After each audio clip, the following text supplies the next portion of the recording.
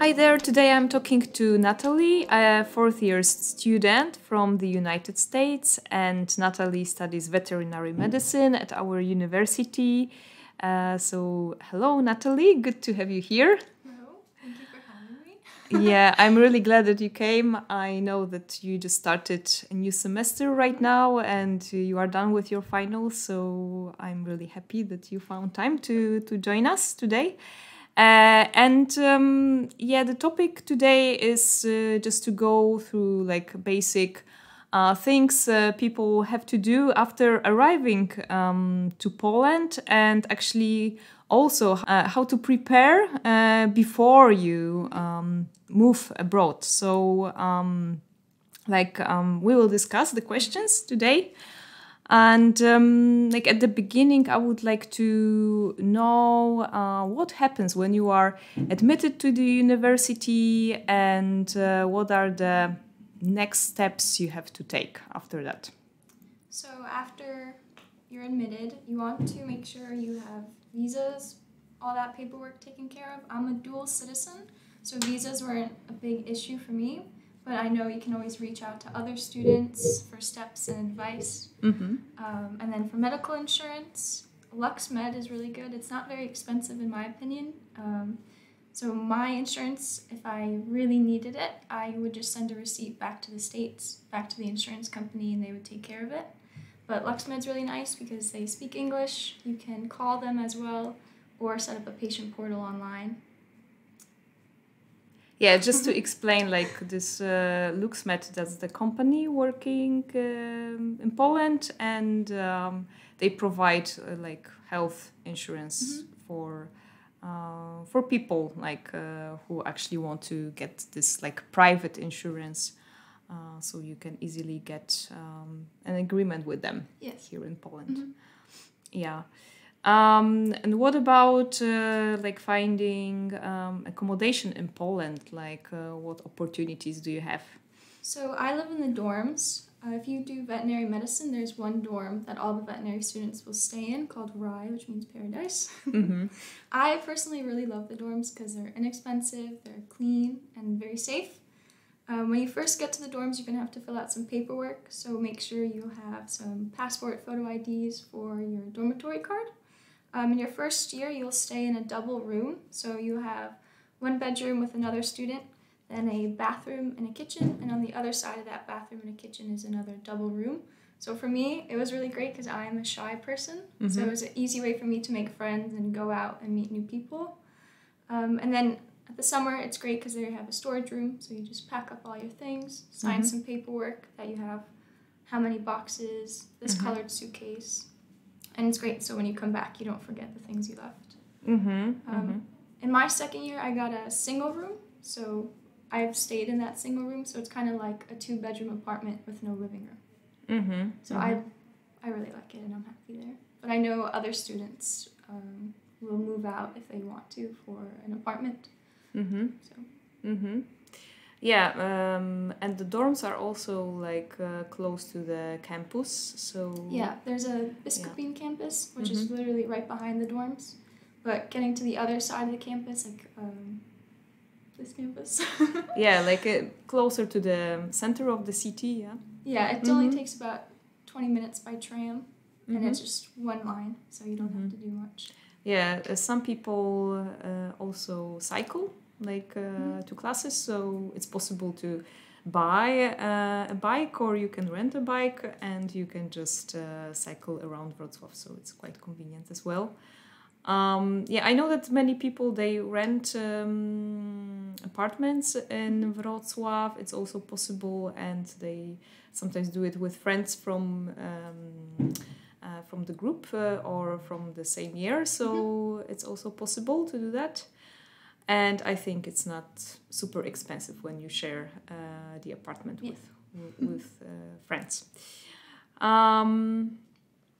What about the costs of living when you actually try to plan your budget, your monthly budget for living here in the city? So you have a rent. So for my rent in Zloty, it's 693 zloty, so that's about $155 per month. Then I also go to the gym. Food kind of varies per month. Usually if it's finals, I'll spend more on snacks and things like that to help me get through. Textbooks, you usually buy them at the beginning of the semester. There's a lot of Facebook pages where older students will sell their old textbooks, so a lot of the textbooks we all use is secondhand, or you can go to the library if you don't want to purchase your own. And then transport, so there's the tram lines, buses. You can also rent a bike, or like you said earlier, have your own bike and cycle. So transportation isn't very expensive, but transportation is also really nice in Wrocław. Very clean and fast and on schedule, which is always nice to have.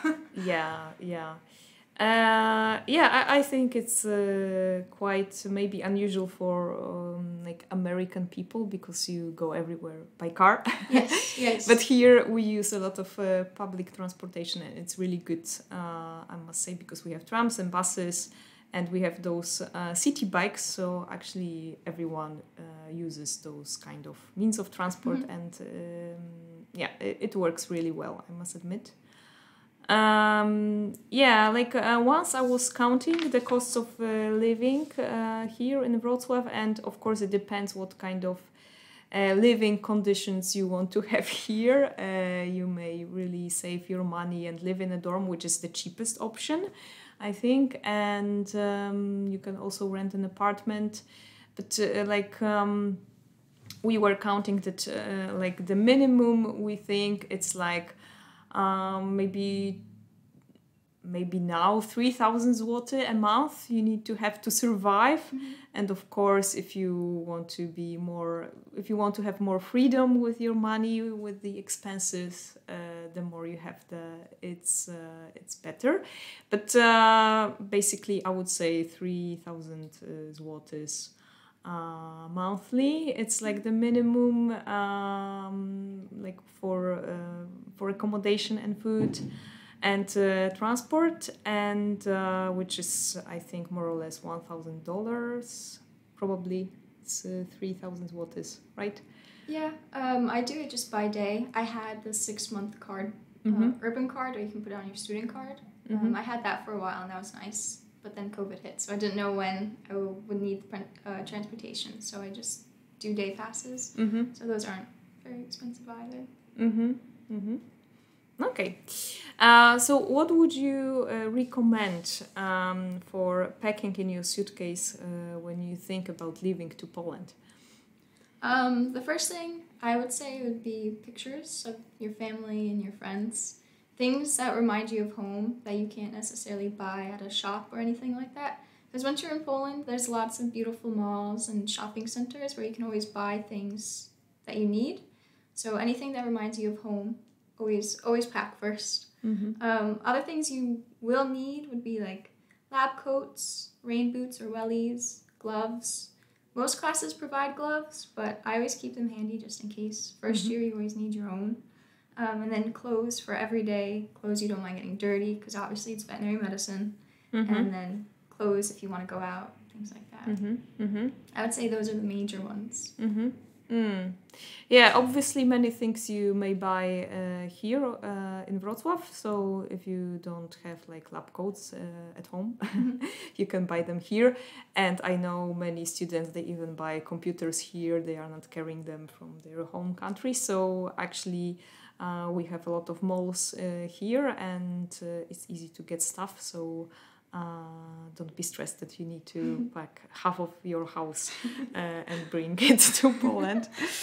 And what are your memories from the time when you actually moved to Wrocław, you started your studies?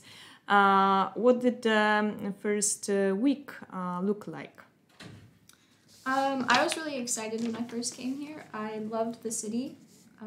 So I wanted to study in a city. It's just easier to get around everywhere. You have orientation week, provided by the school. So if you live in the dorms, they show you which tram lines to take and how to pay for a tram ticket. Then they show you the campus as well, and certain expectations that are set for you and what they expect from you as a student. Definitely going to IKEA I thought was very fun. I think I had only been to IKEA once. Wow, for your orientation Oh, week? no. No, okay. Not for orientation week, but just on the side. Like the first week you get here, definitely go to IKEA. That would be interesting. I don't know about it. So go to IKEA, getting things to make it more homey, like blankets. And the dorm also does provide things like that, but I always buy my own just to make it feel like it's my own place. So what are the other practical things you need to do just after arriving to Poland? So setting up a bank account. I know some students use Revolut. I have a bank account with Millennium, but there is also what's it called? What are the other banks? Millennium is what I use. There's BNG. ING. Oh, It's ING. ING or Santander, the Spanish bank. Oh, yes. Yeah, there are a few. Or the Polish bank it's also available. I use Millennium. It was really easy to set up. You just have your student card and some other paperwork, and then you get your card in the mail like 2 weeks later. Like I said before, definitely plan for IKEA and buying home things and things for your kitchen. And then for some students, they might need a Polish number. So you can go to Orange and pay 25 zloty a month for 10 gigabytes. I use my American number, and I just can't call home, but WhatsApp is everybody's preferred way to text and call each other. Do you need to like prepare meals, or what are the opportunities, for like finding food and having meals? So that was something I didn't know before coming to school. So in America, they give you meal plans. So you pay and you go to dining halls provided by the school. So here, university is for your studies, and everything else, or somewhat everything else outside of university is additionally yeah, paid. additional, You need to additional, Take care of and it. you figure that out on yourself more or less. So I cook all my own meals, but takeaway is also a great option.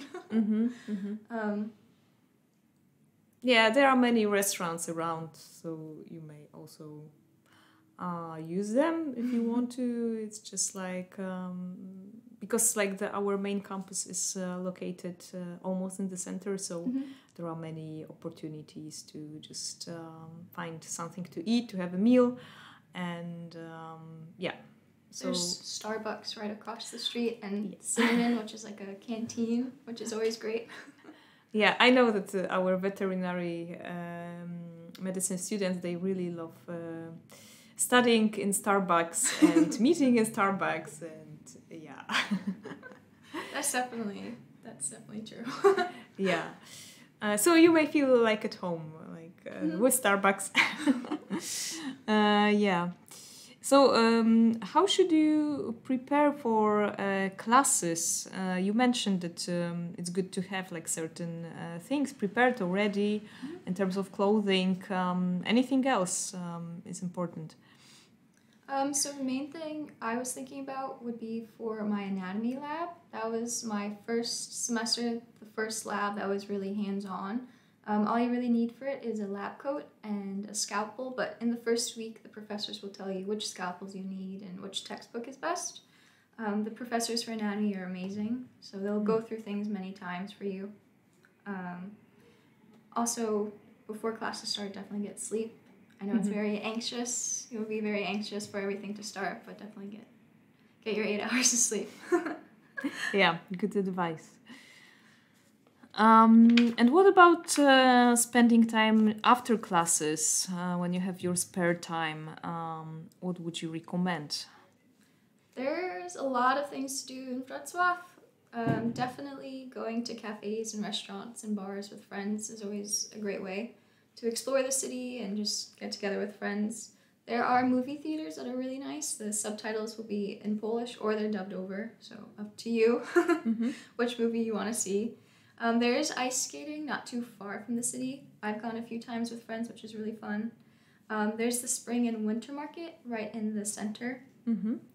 A lot of things you'll see on the weekends, you can access them through Facebook.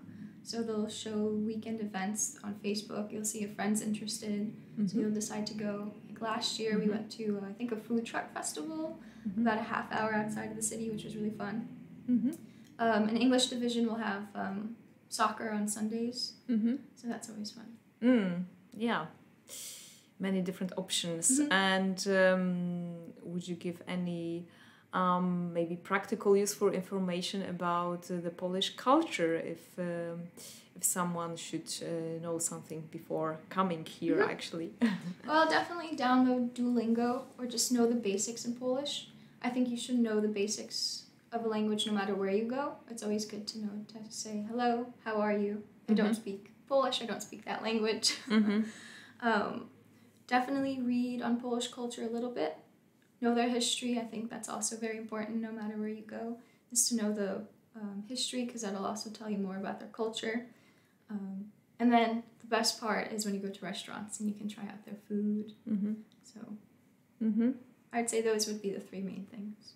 You can always go to Wikipedia and read more, but basically, I was actually shocked that someone from Europe did not know that we have like a different currency, so that was a shock for him. So yes, we have a different currency. It's Polish zloty. So check the exchange rate before you come here, so you can obviously function here better, knowing the exchange rate. So that's a practical tip. And I know that. In general, like veterinary medicine studies can be very stressful and demanding, and you are an experienced student already. You are a fourth-year student.